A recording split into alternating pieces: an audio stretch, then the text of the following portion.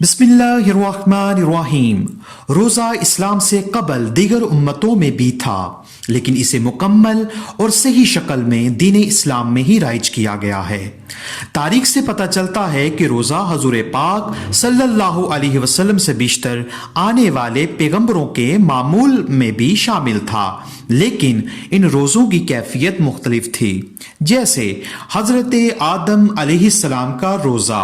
حضرت آدم علیہ السلام جب جنت سے زمین پر اتارے گئے تو شجر ممنوعہ کا پھل کھانے کے سبب آپ کا جسم مبارک متغیر ہو گیا، تو آپ 300 سال تک آہوزاری کرتے رہے اور بارگاہ خداوندی میں اپنی لغزش کی معافی طلب کرتے رہے۔ بالآخر اللہ تعالیٰ نے آپ کی لغزش کو معاف کیا اور آپ نے ایام بیض یعنی چاند کی 13ویں، 14ویں اور 15ویں تاریخ کے روزے رکھے۔ پہلا روزہ رکھنے سے آپ کے جسم کا 1/3 حصہ اپنی اصل رنگت میں آ گیا۔ دوسرا روزہ رکھنے سے آپ کے جسم کا 2/3 حصہ سفید ہو گیا، جبکہ تیسرا روزہ رکھنے سے آپ کا سارا جسم اپنی اصلی رنگت میں واپس آ گیا اور پھر سے سفید و روشن ہو گیا۔ اس لیے ہم کہہ سکتے ہیں کہ روزہ رکھنے کی ابتدا حضرت آدم علیہ السلام سے ہوئی۔ حضرت نوح علیہ السلام کا روزہ۔ حضرت نوح علیہ السلام اور ان کے ساتھیوں کو جب طوفان سے نجات دی گئی اور جب ان کی کشتی پہاڑ کے قریب ٹھہری تو یہ 10 محرم تھا۔ اس موقع پر آپ اور آپ کے ساتھیوں نے اللہ تعالیٰ کے شکر بجا لایا اور شکرانے کے طور پر روزہ رکھا۔ حضرت ابراہیم علیہ السلام کا روزہ۔ حضرت ابراہیم علیہ السلام کی امت میں بھی روزہ کی فرضیت ثابت ہے، بلکہ یوں کہا جائے تو بے جا نہ ہوگا کہ روزے رکھنا ملت ابراہیمی کی خاص علامت تھی۔ اس وجہ سے عرب کے لوگ قبل از اسلام بھی اتباع ابراہیمی میں روزے رکھا کرتے تھے۔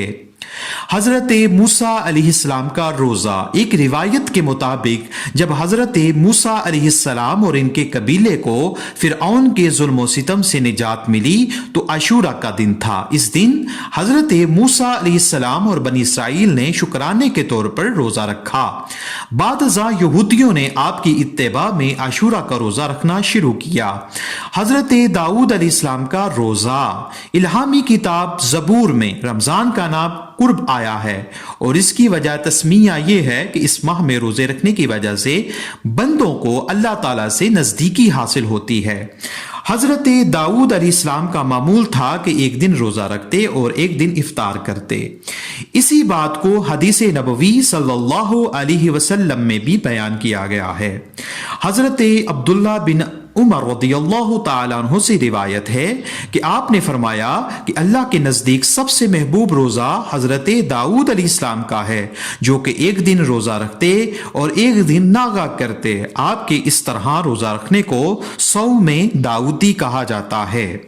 حضرت عیسیٰ علیہ السلام کا روزہ۔ حضرت عیسیٰ علیہ السلام نے 40 دن رات تک روزے رکھے، اس لیے اس چیز کو لیتے ہوئے عیسائیوں نے اپنے لیے 40 روزے فرض کیے۔ روزہ اور دیگر مذاہب۔ دنیا میں اس وقت جتنے مذاہب موجود ہیں ان سب میں روزہ کسی نہ کسی صورت میں موجود ہے۔ ہاں، یہ بات الگ ہے کہ اس کو مختلف نام دیے گئے ہیں۔ جیسے ہندو دھرم میں روزے کو برت کہا جاتا ہے، یہ عموماً 24 دن روزے رکھتے ہیں، جبکہ بعض ہندو یوگی 40 دن کا روزہ رکھتے ہیں۔ ہندوؤں میں ہر ہندی مہینے کی 11 اور 12 تاریخوں کو بھی روزہ ہوا کرتا ہے۔ قدیم مصر کے رہنے والے بھی روزے کے بہت زیادہ پابند تھے، جبکہ یونان میں صرف خواتین ہی روزے رکھتی تھیں۔ پارسی مذہب میں بھی روزے کا تصور موجود ہے۔ حضرت موسیٰ علیہ السلام نے کوہ طور پر 40 دن کا روزہ رکھا تھا۔ اسی کی پیروی میں یہودی 40 دن کا روزہ رکھتے ہیں۔ 40ویں دن یعنی عاشوراء کا روزہ ان پر فرض ہے۔ یہ ان کے 7ویں مہینے کی 10ویں تاریخ ہوتی ہے۔ اس روز حضرت موسیٰ علیہ السلام کو تورات کے 10 احکامات عنایت ہوئے تھے، تو تورات میں اس فرض روزہ کی بے حد تاکید کی گئی ہے، اور اس دن اس پردیسی پر بھی روزہ فرض ہوگا جو یہودی نہ ہو لیکن اس دن یہودیوں کے ہاں رہا ہو۔ یہودیوں میں روزے کے دن محدود و قدیم ہیں، جو اس کفارہ کے علاوہ ہیں جو موسوی مذہب میں واحد روزہ ہے۔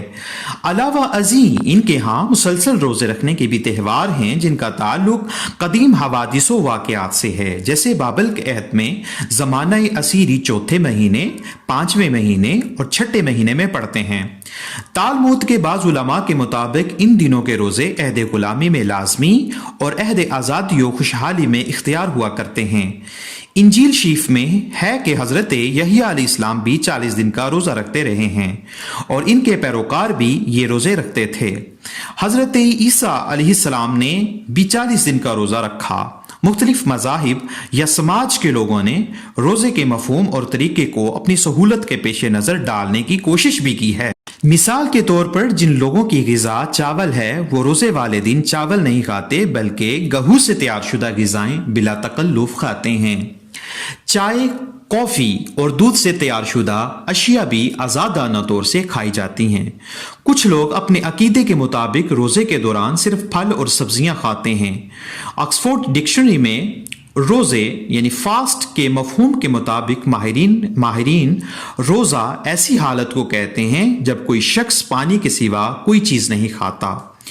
انسائکلوپیڈیا آف جیوز میں دیگر مذاہب کے روزوں کے متعلق یوں بیان ہے کہ یہودی اور عیسائی روزہ بطور کفارہ گناہ یا توبہ کی خاطر یا پھر ان سے بھی تنگ تر مقاصد کے لیے رکھتے تھے، اور ان کا روزہ محض رسمی نوعیت کا ہوتا تھا، یا پھر قدیم تر ایام میں روزہ ماتم کے نشان کے طور پر رکھا جاتا تھا۔